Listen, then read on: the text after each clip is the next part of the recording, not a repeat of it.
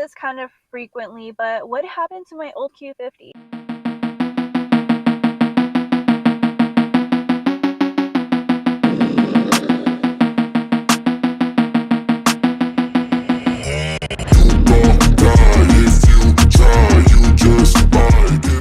I had that car from 2018 to about 2021, and I had that car all decked out to my liking. Carbon fiber hood, duckbill, wheels, intakes in there, side skirts, almost anything that you can think of. The yellow headlights, the diffuser. I had BC coilovers in there. I had it static to where it felt like a shopping cart going down through certain streets because of how stiff it was. And I loved it because I love taking it out to the canyons, and that's exactly what I wanted. I wanted the car to really be one with the road and not feel too much body roll. And I love that car. That car was pretty much my introduction to the car world. There was this one day where me and my friend were going to go to get our nails done and grab some lunch. We were pretty much driving down through an intersection. I was going like 2 miles per hour. It was not that bad, but the road was really, really bumpy. Out of nowhere, pretty much my car goes into limp mode. There's white smoke everywhere, and my bags had gone off.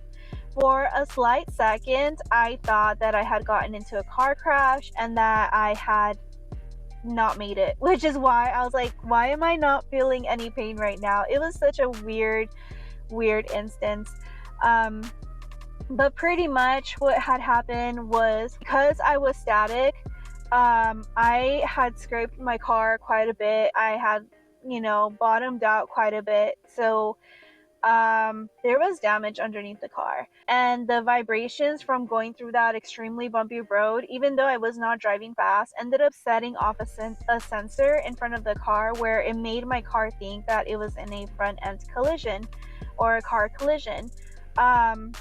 Because of that, my car went into limp mode for safety reasons, and that's pretty much what happened. Really nice people ended up helping us push the car into an empty parking lot, where I was able to get the car towed.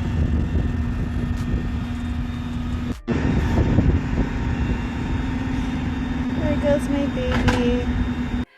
I had to pretty much wait to see what insurance was going to say, to see what the shop was going to say. After a few days, I did hear back from the shop, and they were able to tell me that pretty much the car was totaled. There was a lot of damage underneath the car to where the frame had cracked, which makes sense because when you're static and you're really low, like scraping and bottoming out kind of comes with the territory, regardless of how slow you drive and how careful you are driving over speed bumps and driveways. Like, it just happens, and not all the time. I'm not saying it always happened, but it did happen quite frequently.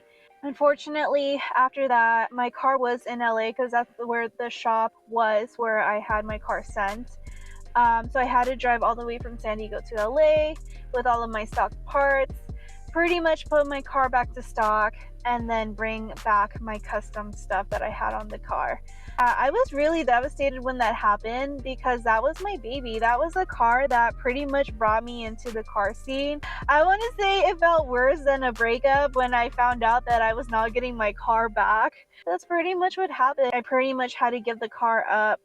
And not too long after that, I ended up getting the Q60. I did keep a lot of the parts with the intentions of getting another Q50 later on, but about a year ago, I just ended up selling all of my stuff just because it was just sitting around in my house. It was pretty crazy how all of that happened, and I miss it. I really do, but I do enjoy this Q60 as well. So we'll see. I don't know if I'll ever get another Q50 or how long it will be until I get one.